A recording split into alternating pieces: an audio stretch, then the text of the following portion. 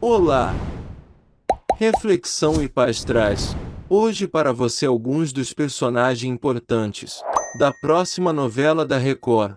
Hoje iremos falar sobre o profeta Elias, a história dele, seu ministério e as profecias. Acompanhe até o final, se inscreva, curte, compartilhe e ative o sininho. Vamos a mais um vídeo pessoal. A história do profeta Elias.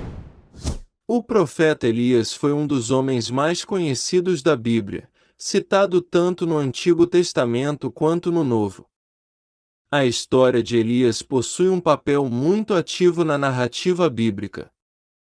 Neste estudo, conheceremos tudo o que a Bíblia nos diz acerca de quem foi Elias. A história de Elias. O profeta Elias viveu no século 9 a.C., durante os reinados de Acabe e Acasias, no Reino do Norte. Lembrando que em sua época o povo de Israel havia se dividido em dois reinos. Judá era o reino do sul com capital em Jerusalém, e Israel era o reino do norte com capital em Samaria. O ministério do profeta Elias. O ministério do profeta Elias está registrado nos livros de 1º e 2º Reis, 1º Reis 17, 2º Reis 2. Seu ministério começa sem muita introdução, e termina com a descrição de sua ascensão ao céu. Elias profetizou numa época muito difícil da história do povo de Israel do ponto de vista religioso. No tempo de Elias, o Reino do Norte havia alcançado sua melhor posição econômica, desde que havia ocorrido a separação do reino após a morte de Salomão. O rei Onri, 885-874 a.C., procurou estabelecer boas relações com as nações vizinhas. Ele casou seu filho, Acabe, com Jezabel, filha de Etaal, rei dos Sidonicos. Esse casal introduziu em Israel a adoração ao deus Baal de Tiro e Sidom. Acabe se encarregou até de construir um templo para Baal em Samaria, 1º Reis 16, 32. Nesse contexto turbulento de idolatria e paganismo, Elias foi chamado para servir como porta-voz de Deus. Ele recebeu a responsabilidade de lembrar aos israelitas que eles eram o povo do Senhor. O ministério de Elias pode ser organizado em 6 importantes episódios. O aviso acerca da seca iminente e seu isolamento. A luta no Monte Carmelo onde enfrentou os profetas de Baal. A fuga para Horebe. O episódio envolvendo Nabote. A profecia acerca de Acasias. Sua translação ao céu. Elias profetiza uma grande seca. Em 1º Reis 17, temos o registro, sem qualquer introdução, das atividades do ministério do profeta Elias. Na ocasião, o profeta Elias anunciou que haveria uma grande seca. Devemos lembrar que Baal era o deus da vida e da fertilidade. Logo, tal seca representava um ataque direto à suposta capacidade desse ídolo de controlar as condições do tempo. Após essa profecia, Elias recebeu recomendações divinas para que se retirasse para o Oriente, escondendo-se junto ao ribeiro de Quirite. Nesse lugar, Elias foi sustentado milagrosamente. A água vinha do próprio ribeiro, e o pão e carne eram trazidos por corvos. 1º Reis 17, 2,6. A viúva de Sarepta. Após o ribeiro secar por conta da severa seca, Elias foi instruído a ir até Sarepta, que é de Sidom. Lá ele seria sustentado por uma viúva. 1º Reis 17, 9. Num primeiro instante imagina-se que a viúva que sustentaria o profeta seria uma mulher de pose. Entretanto, a sequência do texto bíblico nos revela a situação precária em que aquela mulher vivia. 1º Reis 17 horas e 10 minutos, 12.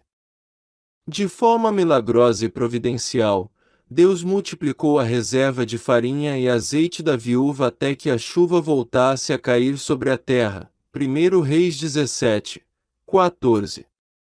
Ainda no mesmo capítulo, temos o registro da enfermidade que acometeu o filho da viúva e o acabou matando. A expressão, que tenho eu contigo, homem de Deus, demonstra que aquela mulher associou a visita do profeta Elias com a enfermidade do seu filho. Ele pensava que a presença do profeta como um homem de Deus havia atraído a atenção divina para o seu pecado. 1 Reis 17, 18.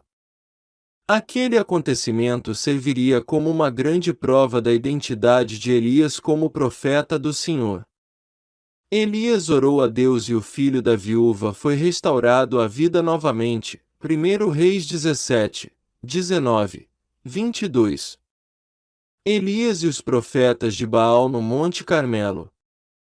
Durante o período da seca profetizada por Elias, a fome castigou Samaria.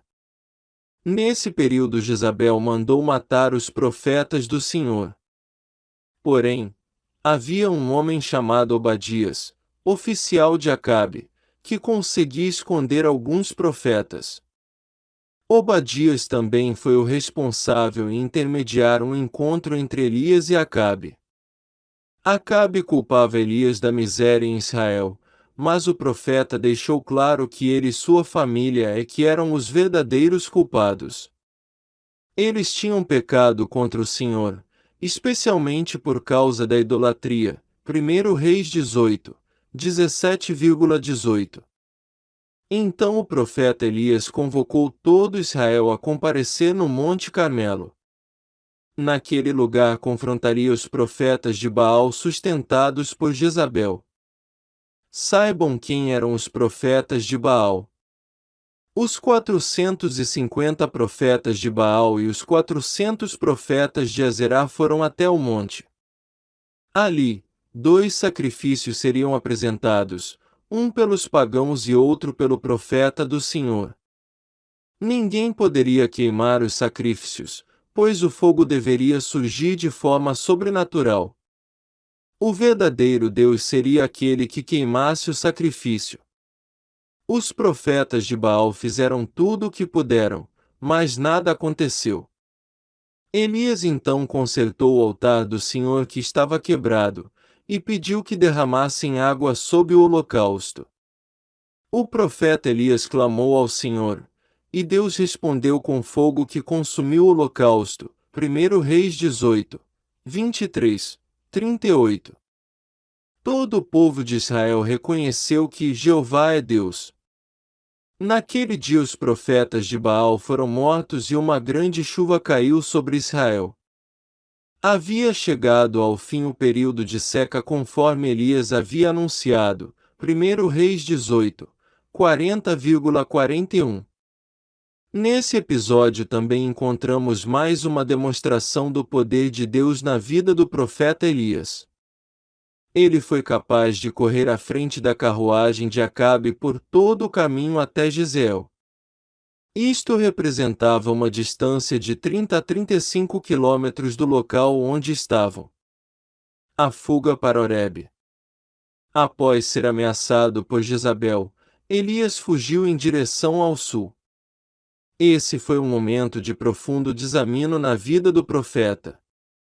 Inclusive, ele chegou a desejar a morte. 1 Reis 19h01, 4. Entretanto, ele foi divinamente alimentado com pão e água e instruído a seguir em direção a Horebe, o monte de Deus. A caminhada durou 40 dias e 40 noites, e o profeta foi sustentado apenas pela refeição que havia comido. O Monte Horebe foi o local onde o Deus da aliança de Moisés se fizera conhecido. Isto indica que a volta de um profeta leal a Deus àquele lugar era muito significativa.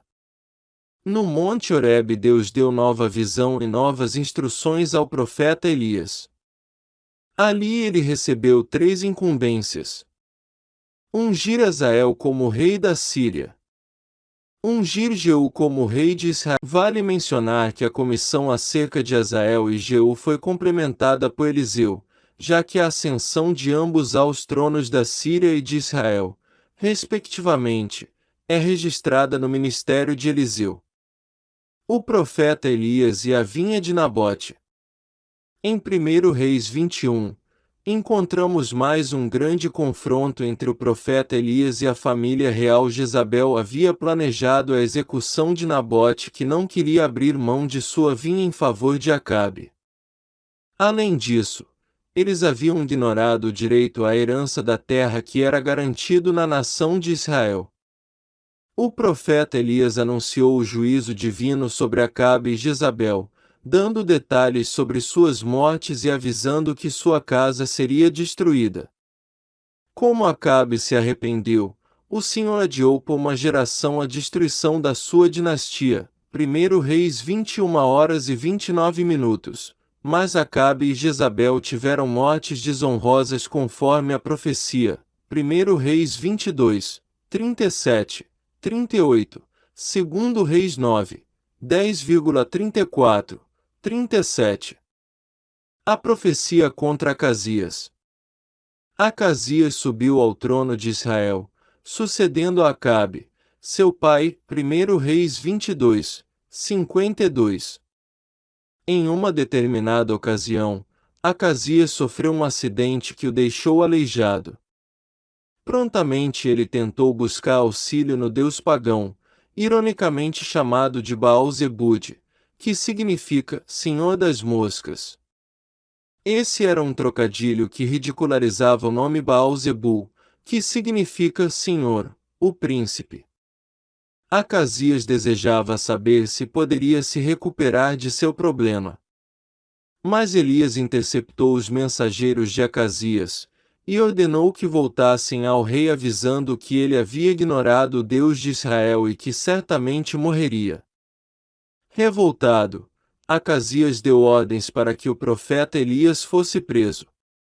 Ele enviou um capitão com 50 soldados ao encontro de Elias, que estava no cume do monte. No entanto, todos eles acabaram consumidos pelo fogo que desceu do céu. Acasias enviou outro capitão com 50 soldados, e também foram consumidos com fogo. Insistente, Acasias enviou mais um capitão com seus soldados. Este último capitão subiu ao encontro de Elias e suplicou por sua vida e pela vida de seus soldados. O profeta Elias então o acompanhou e foi à presença do rei para transmitir pessoalmente a sua mensagem. Assim como Elias havia predito, Acasias não se recuperou e morreu. 2 Reis 1. Elias é levado ao céu. O final do ministério de Elias está registrado em 2 Reis 2. Eliseu, e alguns outros profetas, perceberam que o ministério do profeta Elias estava chegando ao fim, e que ele os deixaria.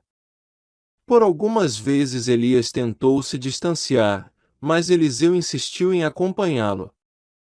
É importante lembrar que Eliseu já havia sido vocacionado para suceder o profeta Elias. 1 Reis 19, 16, 19, 21. Elias e Eliseu foram a vários lugares juntos. Depois de um milagre realizado no Jordão, o qual teve suas águas divididas, Eliseu pediu uma porção dobrada do espírito do seu mestre. Essa era uma referência ao direito de primogenitura praticado nas famílias israelitas. Em Israel, o filho primogênito recebia a porção dobrada da herança da família.